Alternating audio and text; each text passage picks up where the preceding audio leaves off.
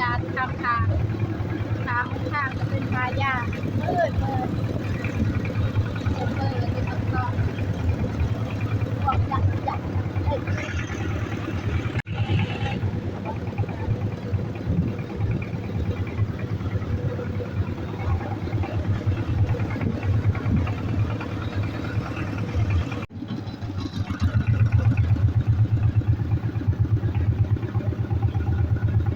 ตัวหั่นจักมา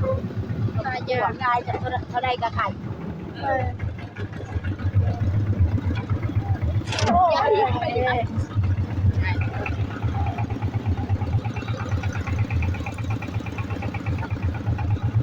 ไข่เขาไปจับตอนเสาร์จะเบิ่งจะตกเป็นไข่มันหนอดจนขนาดเต็มนองเลยโป่งกันเอาโบสู้จับได้ทางบ้านเขามัดกล้วยเขามัดกล้วยเค็มนองเขาไปแข่งกับเขาจะเบิ่งไข่มีเยอะอุปกรณ์จับเขียว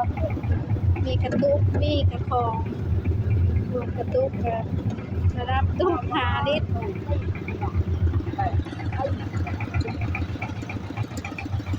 ก็ได้ตัวไก่เชียร์หอดเลยทุกคนนี่ขึ้นมองสบายดีทุกคนวันนี้มาแพร่กับเคยไปไทยสวรรค์สิ่งเก่าสิ่งเคยนะทุกคนเมื่อนี้ไทยสวรรค์สิพาทุกคนมาเมี่ยงเขียดเนาะมีมาหอดน้องเลยตอนนี้เขียดกำลังห่องแซ่เนาะเขียดก็จะมีเขียดน้ำเต้าเขียดเนี่ยอิงแดงเขียดตะปาดก็มีแล้วนะทุกคนเมื่อนี้ไทยสวรรค์เองก็มากับหมู่มาเบิ่งน้ำกันนะทุกคนเนาะว่าไทยสวรรค์สิได้เขียดบ่เมื่อนี้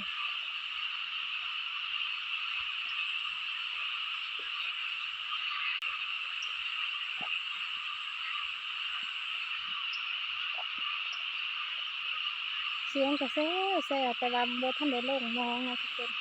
แต่ว่าก็น้ำก็มีหลายแล้วตอนนี้น้ำเพราะเมื่อคืนนี้ฝนตกแห้งแล้วก็น้ำนองก็จนว่าเต็มแล้วนะทุกคนนะน้ำเด้อทอนเด้อนะทุกคนเป็นเป็นน้องอยู่เขียดน้อยเขียดมันเก่านี่ทุกคนมันบอก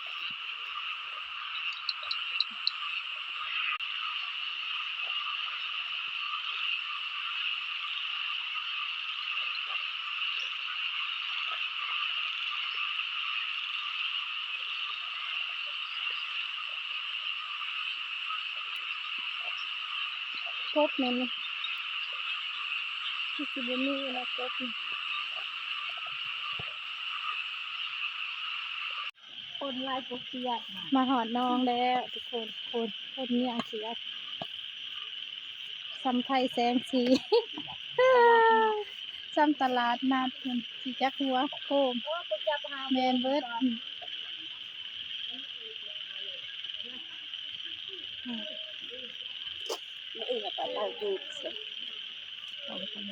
รถตอกซาเล้ง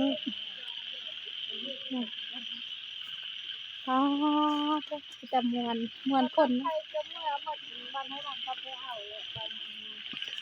ตอนสีแก่มาตี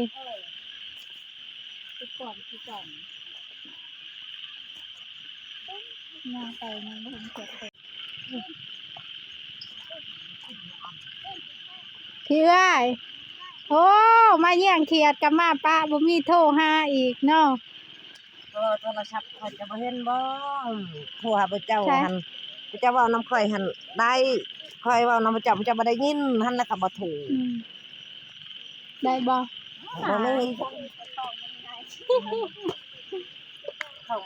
มีนะของเป่าโอ้น้ำก็พอดีซ้ำนี่แหละเนาะ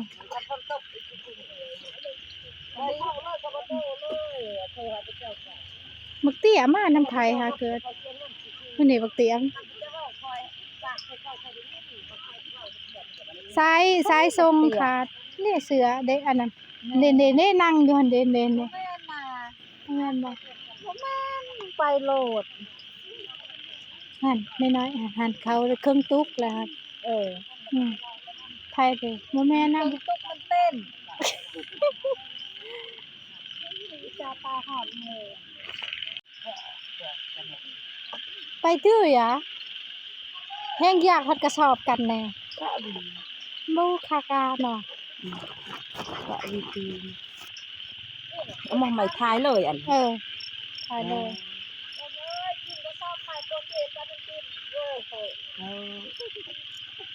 สบายอยู่ก่อน งาม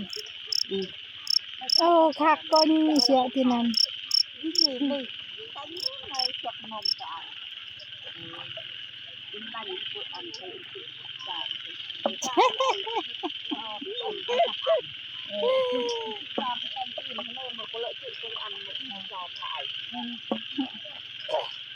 ก็จะได้ว่าไปจุดนี้ดีคือมันต้องอัดยัดเลยจะมาว่าไปทีเดียวก็คือเที่ยงเขาเดียวเขาสิบล้าน เย้จุดเลยต้องยี่สิบละอัน เขาเดี๋ยวกระอันคือ14 วันเอาบัก17 วันเอาไปตี4ล้านตาย มาคงเมาเนาะ เด็กปูจะจูนละงานเ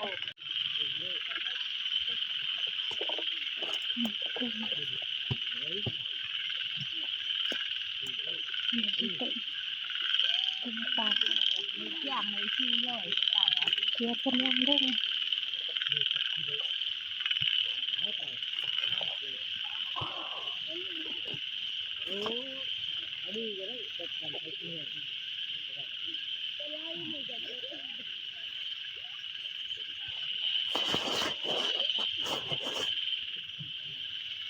ตัวใหญ่ตัวนี้นะเนาะเขียดทำเต้าเขียดน้อยมันสิอยู่น้ำใบตองมันกำลังสิลงมาทุกคนแต่ว่าตอนนี้มันบ่ทันได้ลงเพราะว่าคนลายลายเทลายมันเลยตีแซงโค้ง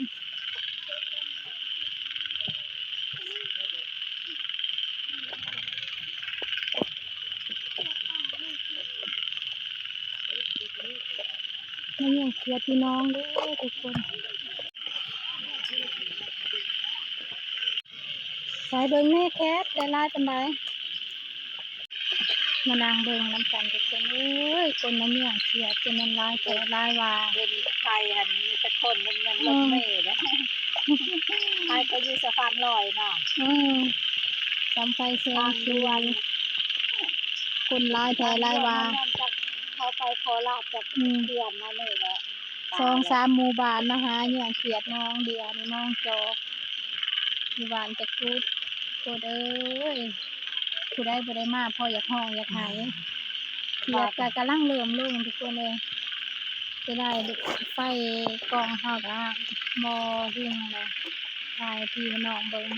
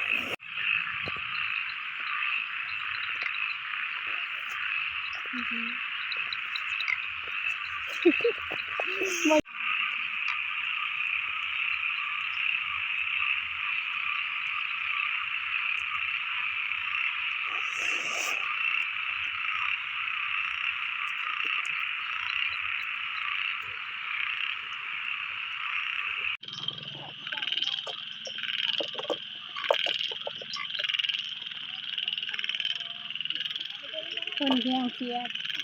ทุกคนเอ้ยมีแต่แสงโค้ง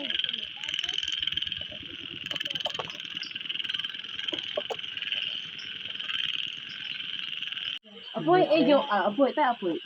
Apoy ka bang le. เอาสติอย่างเข้ามาบ่ได้นะ ใช่อะโปยใช่โปยจ้ะเก่งเด้ ชื่อ อ ใดก็เป็นบ่มีอยู่ มันบ่ได้สัญญาณมัน จนเครื่องตุกว่าอะโปย มันเฮ็ดข้าวเหมากันเป็น เมื่อโปยเบิ่งสิทายเอา จะจานมันน่ะดำดินมันดำไว้ เอาเนาะ โอ้ยใจอยู่กับเพิ่นสิอย่างแต่ว่าเอาเพิ่นจะคือ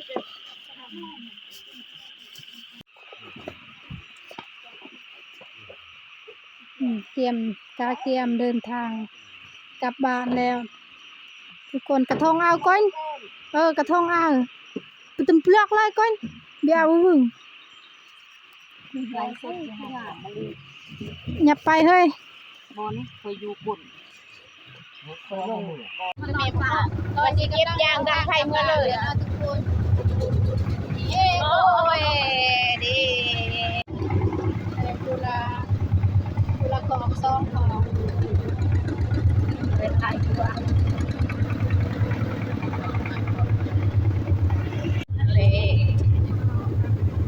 เด้ทุกคนป้าสะออนเอ็มอินนะเกียดน้อยเกียดน้อยเกียดหยาบนี่ก็ได้ตุ๊กหนึ่ง น้องของ นี่ก็ได้ซองของบาทนี่ก็ของหนึงโอ้ยย่อจนบ่ขึ้นเลยนี่มีขึ้นช่องแต่นายดี6 คนก็6ของ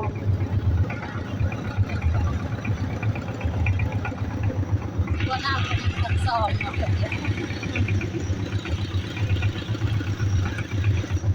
ราคา6 คนกลัวอะไรก็ของไปแบ่งของคนโต๊ะแห้มือนาสิผ้ามันเยอะนี่ไอซูเปอร์และพาบ้านเจ้าจะลงทุกคนตอนนี้กำลังย่างกับเมื่อเฮือนและทุกคนไปสีหอนเฮือนแล้วก็ได้ย่างมาหลังจากที่ว่าขี่รถแล้วก็กสิได้ย่างกับเฮือนนะทุกคนเนาะที่ว่าไปหาจับเขียดมื้อนี้ก็ถือว่าคุ้มได้หลายพอสมควรเนาะและฝากพี่ฝากน้องเด้อผู้ใดที่เข้ามาเบิ่งมาชมคลิปนี้กดไลค์กดแชร์กดติดตามเพื่อเป็นกำลังใจในการเฮ็ดคลิปให้เฮาในครั้งต่อไปสำหรับคลิปนี้ขอกล่าวคำว่าสบายดี